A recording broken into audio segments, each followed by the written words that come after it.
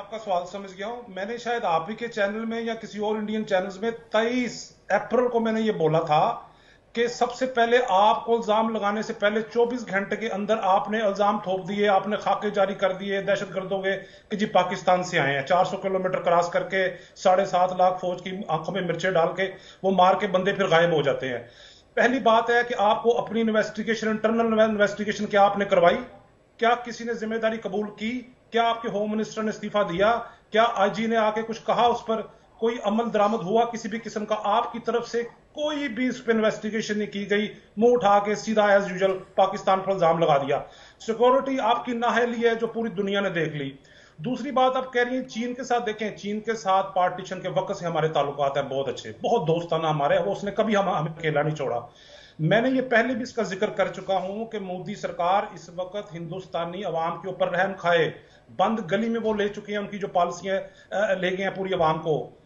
अभी तक आपके साथ कोई देश नहीं खड़ा। जो आप बयान कह रही हैं अमेरिका का, वो खुशी होगी। पाकिस्तान आर्मी के साथ खड़े हैं। पाकिस्तान आर्मी हमारे सर का ताज है, पाकिस्तान आर्मी हमारे सर का ताज है, और हमें फख्र है कि मजबूरी बोल रही है तुम्हारी, दुनिया मजबूरी की और डर मजबूत तरीन आर्मी हमें दफा कर रही है, आपसे बचा रही है।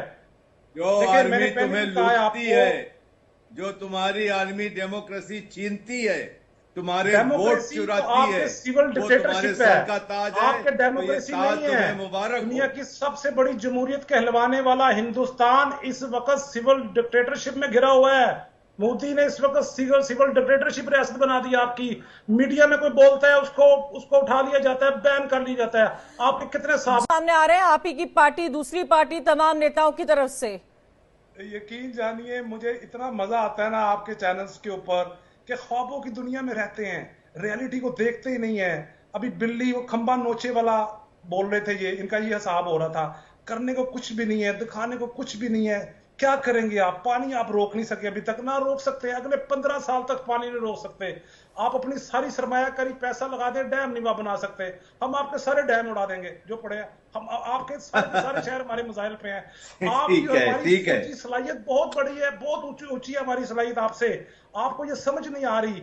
आप तादाद में ज्यादा है, लेकिन आप टेक्निकल चीजों में, सलाहियत में हमसे ज्यादा नहीं है। हम बहुत आगे हैं आपसे। हमने अभी आपके राफेल 4 के 4 राफेल आपके जैम करके वापस भेज दिए। आप अब हकीकत को देखें, हकीकत को सामना करें। अब उस तरफ ना जाएं जिस तरफ आपको नुकसान होगा, बहुत शदीद हिंदुस्तान को नुकसान होगा। मैं बार बार कह रहा हूं कि इस चीज को समझें, आप इसको डिप्लोमेटिक तरीके से हल करने की कोशिश करें। अगर जंग की तरफ जाएंगे तो पाकिस्तानी फौज बिल्कुल तैयार बैठी है। हम तो चाह रहे हैं कि आप कोई शरारत करें, कि आप कोई शरारत करें और हम हिंदुस्तान के टुकड़े कर दें। और आप अरे आपकी हिम्मत की मैं दाद देता हूं, यकीन और जानिए। अगर हो सकता है, मेरे को लगता है कि पाकिस्तान की फोर्स ने आपको अथराइज करके भेजा है कि ये आप हमको धमकी दें। तो अगर यही बात सही है तो आपकी धमकी मैं भारत के बिहाफ पे स्वीकार करता हूं। लेकिन मैं आपकी धमकी, आपका चैलेंज भारत के बिहाफ पे स्वीकार करता हूं, और और आपके सामने इसके नतीजात आ जाएंगे। चाहिए मोदी सरकार से कि ये हिटलर वाला जो एटीट्यूड है, ये आरएसएस वाला छोड़ दें, छोड़ दें।